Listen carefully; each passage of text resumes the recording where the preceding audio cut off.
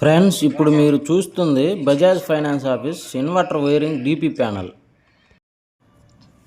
ఈ డీబీ బోర్డులో main power, inverter input, inverter output క్లియర్గా చూద్దాం.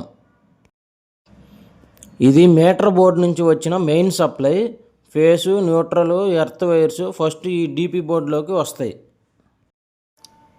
Blue wire phase, black wire neutral, green wire earth.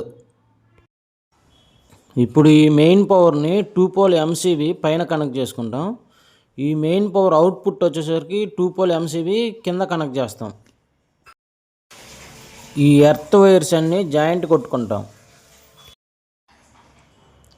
ఈ MCB main protection కోసం. Short circuit లేదా ఓవర్లోడ్ అయితే ఇది ట్రిప్ అవుతుంది. ఇన్వర్టర్ సేఫ్టీ కోసం ఇది కంపల్సరీగా వాడతాం. ఈ మెయిన్ పవర్ అవుట్పుట్కి ఇచ్చిన వైర్లు ఇన్వర్టర్ యొక్క ఇన్పుట్కి వెళ్తుంది.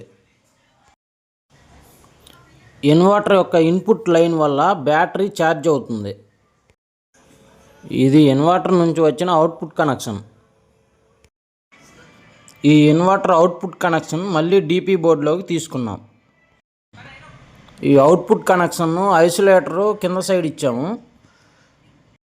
ఈ ఐసోలేటర్ పైన నుంచి ఫేస్ని ఎంసీబీలకు కనెక్ట్ చేస్తాము. న్యూట్రల్ని న్యూట్రల్ పోల్కి కనెక్ట్ చేస్తాం.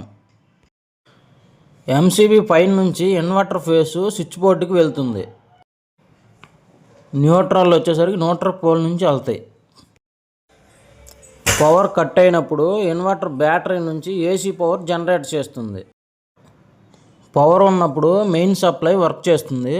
పవర్ కట్ అయితే ఇన్వర్టర్ ఆటోమేటిక్గా ఆన్ అయ్యి బ్యాకప్ని ఎంసీబీకి సప్లై ఇస్తుంది. ఇది వచ్చేసరికి బజాజ్ ఫైనాన్స్ ఆఫీస్లో ఇన్వర్టర్ వైరింగ్ అనమాట. హౌస్ వైరింగ్లో ఇన్వర్టర్ కనెక్షన్ వేరుగా ఉంటుంది. ఈ వీడియో యూజ్ఫుల్ అయితే లైక్ చేసి సబ్స్క్రైబ్ చేయండి.